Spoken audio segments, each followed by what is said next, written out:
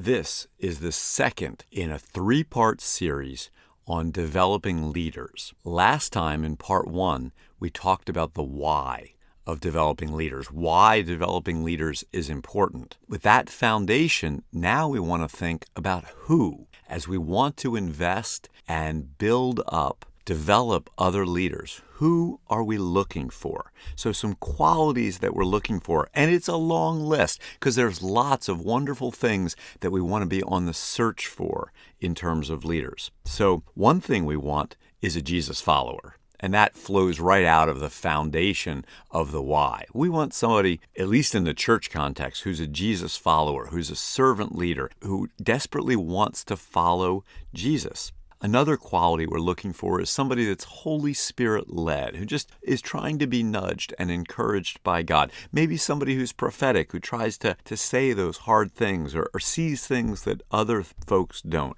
Another quality is somebody who loves and just genuinely cares for people. They're empathetic. They try and reach out and serve and help other people. Another thing we'd look for is either somebody who lacks leadership but has passion, or maybe has passion but lacks leadership. Those are folks that you want to help them develop the other part of that equation. Certainly you want to look for somebody who has potential. Someone, maybe this is especially in a young person, although not always, where you see, wow, there's just great potential in them. I want to invest in them and I want to help them to maximize that potential that I see.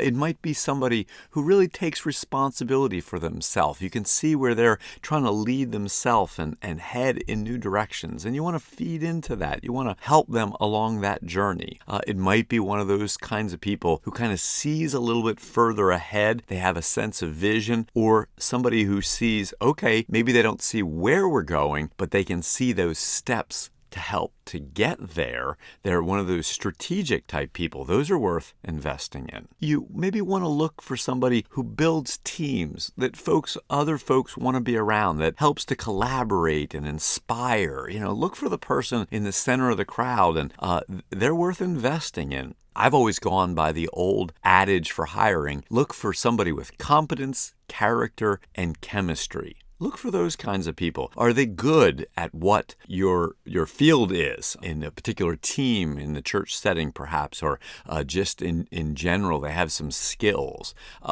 Are they a good person in terms of their character? Is there some moral fiber there? And you just enjoy being with them. Look for those qualities. That's a person worth investing in. Look for somebody that likes to get results, that's really good at solving problems. Certainly look for somebody who wants to improve things, who challenge the status quo, who see that next step. They're worth investing in. Maybe look for somebody who's overcome adversity, someone who's been through hard times, but that has not slowed them down. That certainly is a quality that they've been able to overcome whatever it is. You want to invest in them. Perhaps it's somebody that really shows a quality and a willingness to grow and a teachability. Many years ago, I worked with someone that wasn't very teachable, and I realized that was a quality I wanted in other folks. None of us is perfect, but we want someone who is teachable. Maybe also somebody who's a good observer, who's just watching and observing and paying attention. That's the kind of person that you might notice on the fringes, but they might have some leadership qualities worth investing in. Certainly, and this goes to character, somebody who's reliable, somebody who engenders trust. When you trust them or other people trust them, that's someone worth investing in. Sometimes they're a good communicator, and that's an indication that you want to spend some time developing them.